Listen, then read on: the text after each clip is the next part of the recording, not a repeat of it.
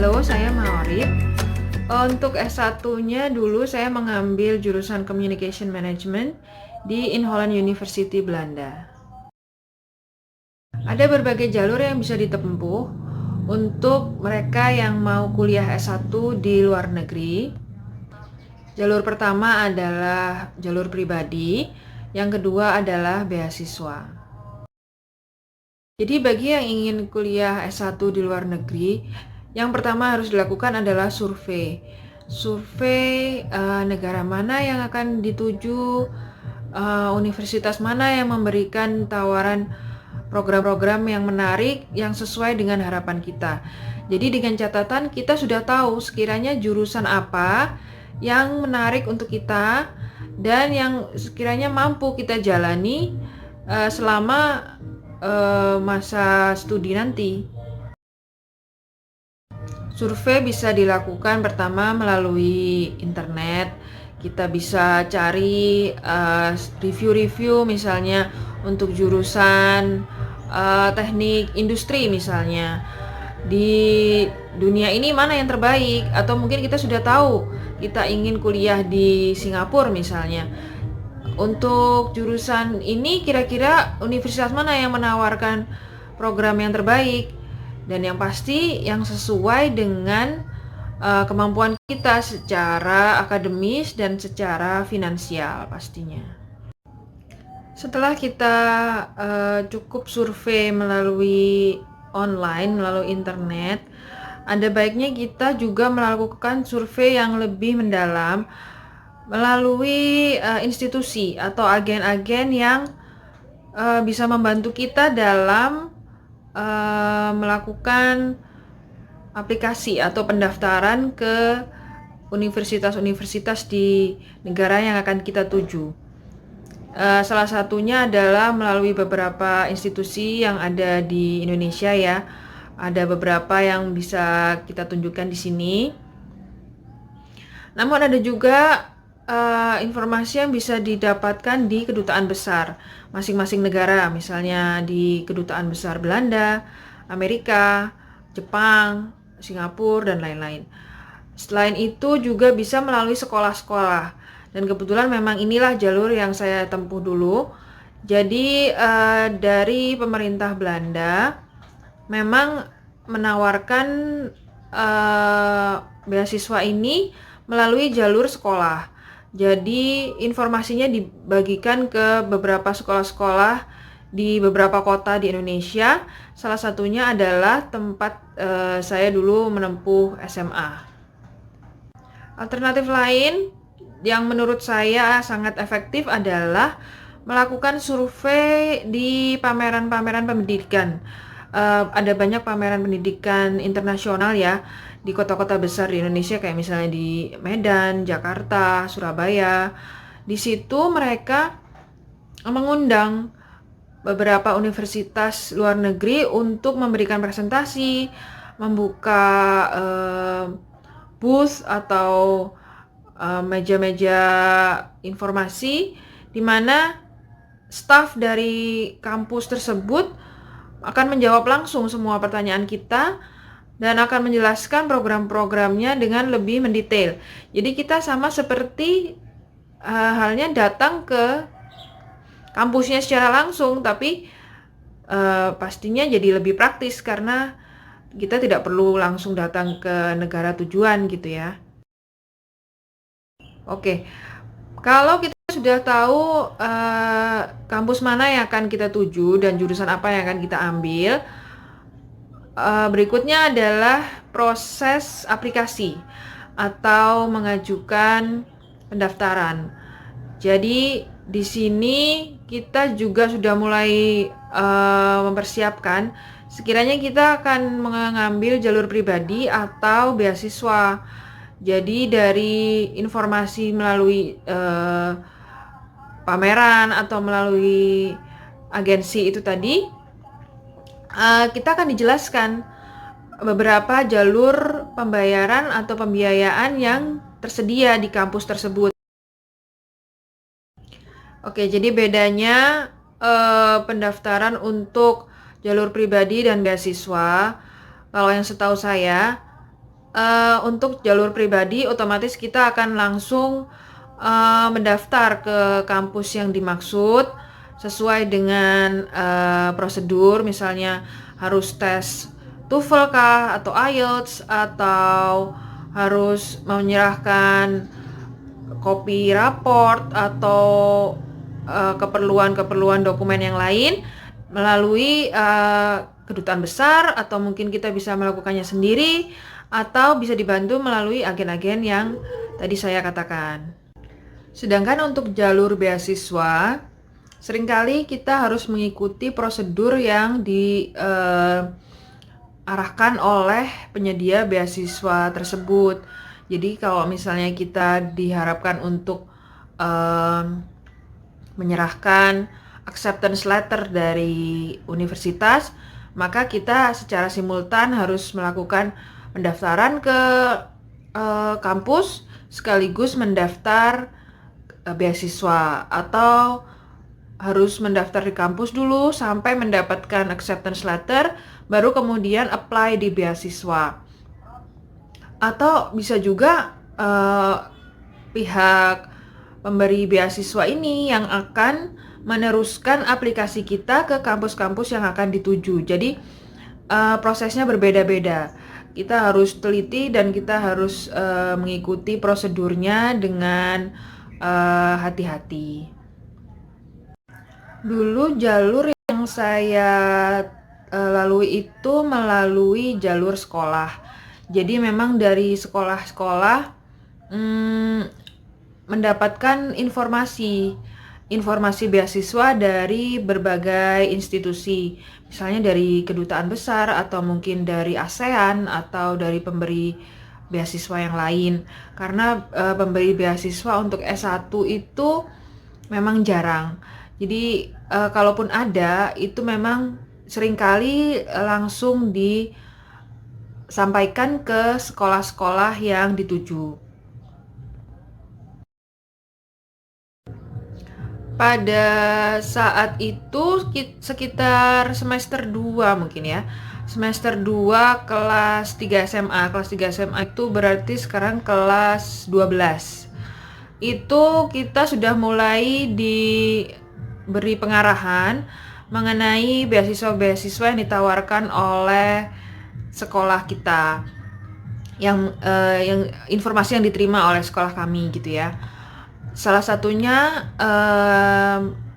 beasiswa untuk kuliah S1 di Jepang, di Jerman, dan di Belanda. Yang saya ingat untuk pembiayaan sekolah di Jepang dan di Jerman itu pembiayaannya 100%, sekaligus sekaligus uang saku, pembiayaan biaya pembuatan visa, lalu biaya transportasi pulang pergi, semua ditanggung. Tapi memang persyaratannya lebih berat. Jadi kita karena S1 di Jepang dan Jerman itu seringkali terfokus di bidang teknik. Jadi kita diharapkan memiliki nilai raport di atas 8 mulai dari semester 1 kelas 1. Kelas 1 SMA ya. Jadi kelas 10 ya.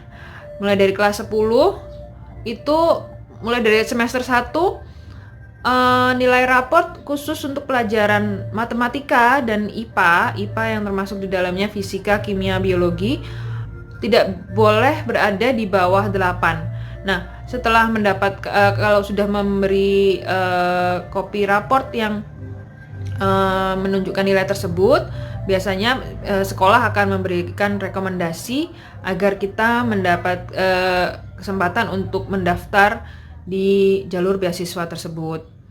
Karena pada saat itu jurusan yang saya tuju adalah komunikasi yang kebetulan ditawarkan oleh pemberi beasiswa dari Belanda, maka saya pun mengambil jalur pendaftaran untuk beasiswa ke negeri Belanda. Proses apa saja yang saya lalui untuk melakukan pendaftaran itu ya.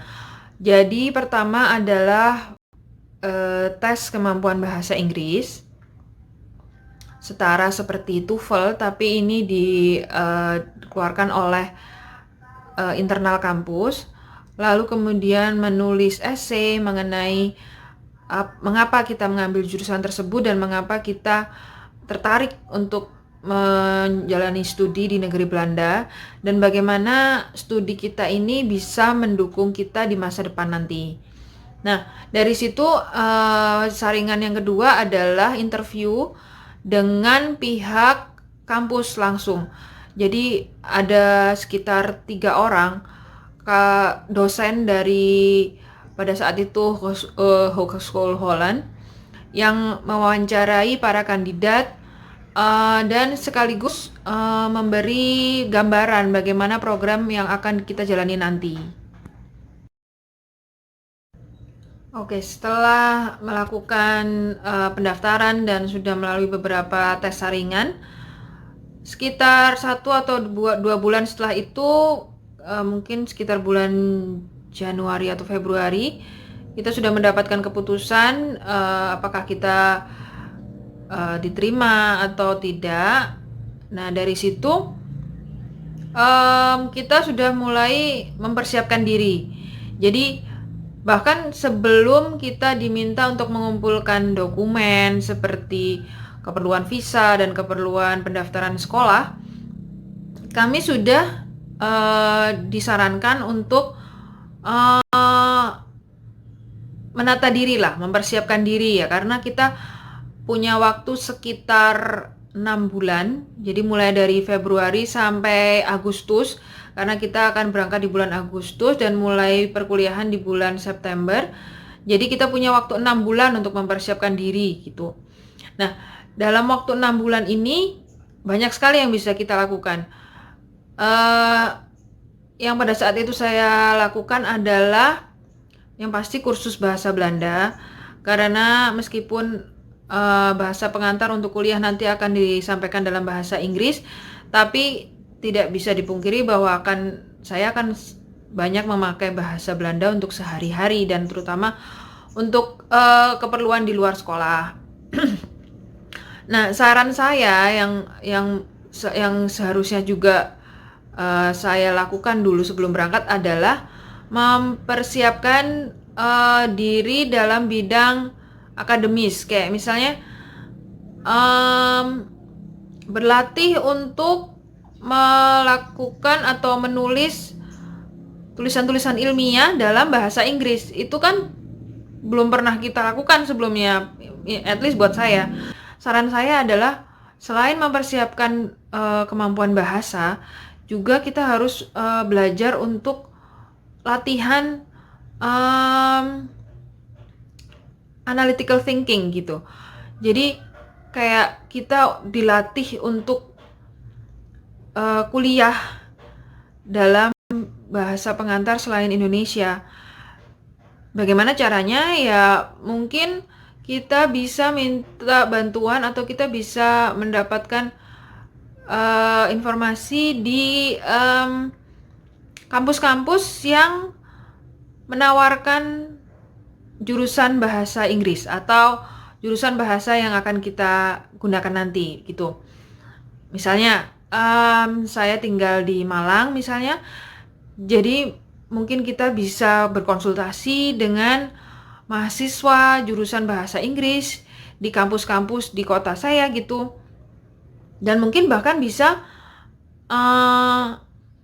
berlatih bersama atau kursus privat untuk melakukan untuk bagaimana mengerjakan atau menulis tulisan ilmiah dalam bahasa Inggris gitu. Kira-kira seperti itulah ya. Menjelang keberangkatan kita juga diundang untuk menghadiri pengarahan yang akan diberikan oleh pihak Belanda dan dari pihak perwakilan di Indonesia mengenai program-program studi, mengenai apa yang bisa kita harapkan di sana, bagaimana gambaran proses belajarnya, bagaimana proses bagaimana kondisi kelas internasional di sana, bagaimana budaya dan kehidupan sehari-hari di sana. Itu kami semua diberi informasi secara lengkap. Jadi pada saat berangkat pun kita sudah mendapat sedikit gambaran lah. Jadi nggak terlalu clueless gitu ya. Menurut saya kompetensi yang pertama yang dibutuhkan itu adalah tekad, niat. Karena sekolah di luar negeri itu bedanya dengan sekolah di dalam negeri adalah prosesnya sangat panjang. Dan setiap langkahnya, setiap tahapannya itu membutuhkan inisiatif kita sendiri. Kita harus proaktif gitu. Nah, baru yang kemudian yang kedua adalah kemampuan bahasa. Nah, tapi kemampuan bahasa itu pun kalau saya lihat dari pengalaman saya dan teman-teman di sekitar saya, bahasa itu bisa dipelajari. Bahasa itu bukan penghalang untuk kita sukses, untuk kita bisa menyelesaikan pendidikan dengan baik gitu. Karena banyak juga teman-teman yang bahasa Inggrisnya bagus banget, lancar banget. Mungkin dia bahkan sudah pernah tinggal di luar negeri atau mungkin dia pernah sering keluar negeri gitu. Ternyata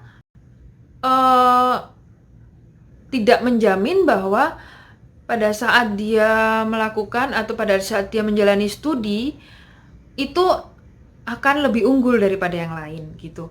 Sedangkan untuk teman-teman yang mungkin secara bahasa ngomongnya masih belum lancar, mungkin membuat tugas-tugas dalam bahasa Inggris aja dia mungkin masih belajar, masih banyak sering lihat kamus, masih harus banyak koreksi, masih harus banyak edit dan revisi. Tapi disitulah dia sukses karena dia mau berusaha. Jadi dia mau berusaha untuk belajar gitu. Baru kemudian kompetensi berikutnya adalah bidang akademis. Tapi kompetensi akademis pun pasti akan tersaring pada saat tes masuk kan ya. Jadi pada saat kita sudah memilih jurusan yang akan kita tuju, seharusnya kita sudah siap untuk menjalani kuliah di bidang tersebut. Oh ya, dan yang gak kalah penting adalah kita harus punya mental yang kuat karena kita bakal jauh dari keluarga, kita berada di dunia yang baru, dan kita harus bersaing dengan orang-orang dari berbagai negara. Jadi itu tadi menurut saya modal utama buat kalian yang mau sekolah di luar negeri. Semoga informasinya bermanfaat. Insya Allah akan kita sambung lagi dengan pembahasan lebih lanjut. Terima kasih.